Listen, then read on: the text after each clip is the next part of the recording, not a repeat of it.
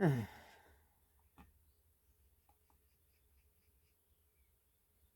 뭐 TV조선이에요. 2026년도 5월 11일자 오늘 날짜네요. 백악관 트럼프 시진핑 현지 시간 14일 오전 베이징서 어, 정상회담.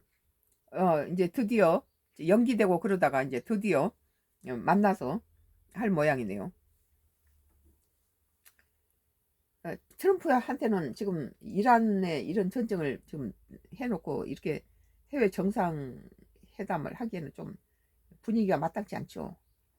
그리고 트럼프의 이란 전쟁은 이 미국의 위상을 많이 격하시키고 오히려 시진핑이라든지 푸틴한테 영향력을 강화시킨 그런 결과를 가져왔죠.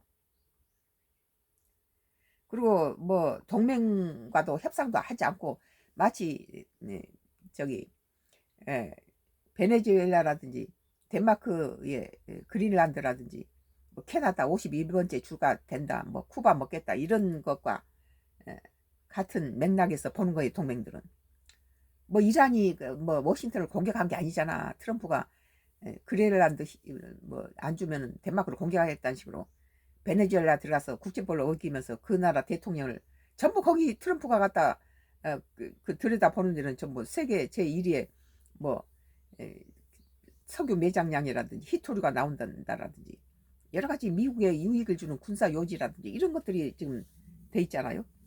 이런 상태에서 그 밑바닥을 들여다보면 결국은 중국이랑 러시아를 견제하는 건데 특히 중국을 견제하는데 지금 중국이 엄청난 속도로 뭐 해양에서는 세계 1위가 돼 있고 2위가 한국이고 3위가 일본이에요.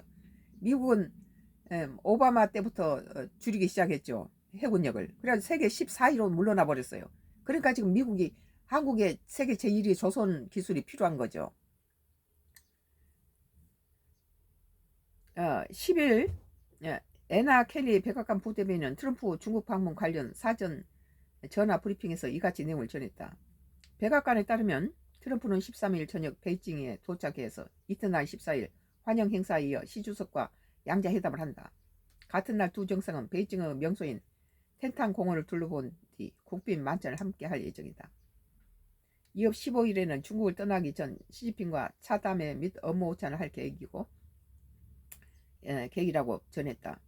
이번 회담에는 미중 무역위원회 및 투자위원회 논의, 항공우주 에너지 농업 분야의 양국 간의 추가 협정 동의들이 의제로 올라가는 것으로 알려졌다.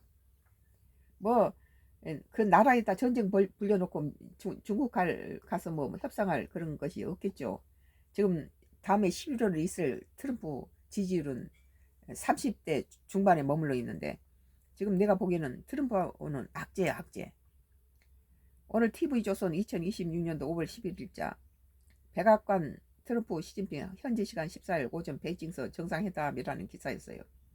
트럼프는 깜짝으로 우리 옛날에 판문점에서 어, 북미 정상회담이 열렸던 것처럼 시진핑한테 뭐 김정일에도 갖다 테이블에 올려놓으면은 이, 이 한중 아니 그 미중 정상회담이 굉장히 트럼프에게 호조건이고 중국에도 입지가 좀 커지겠죠. 그러나 이제 또 북한의 입장에서도 지금 러시아만 의지하기에는 좀 그런 상태죠. 지금까지는 미국이라든지 뭐 한국 남북 관계 뭐 북미 관계 이런 것들을 무시해버리고 푸틴 뭐 우크라하고 러시아 전쟁에 올인하면서 여러 가지 경제적 혜택이라든지 또는 핵에 대한 최첨단 기술 같은 걸 영입하고 이런 것들로 인해서 어, 북한은 많이 경제적이라든지 또는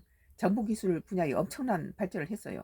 이러니까 한국 니들 주는 돈, 그 푼돈 같은 거 필요 없어. 미국도 너 나 선거 때 이용해 먹었잖아. 그러고 지금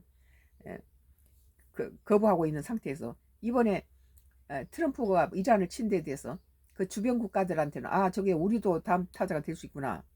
벙커에다가 지하 벙커에다가 했지만 그런 거대 저런 식으로 하면은 그 49명이 다 죽었잖아요.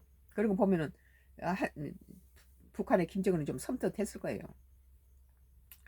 오늘 TV 조선 2026년도 5월 11일자 기사 백악관 트럼프 시진핑 현지 시간 14일 오전 베이징서 정상회담이라는 기사였습니다.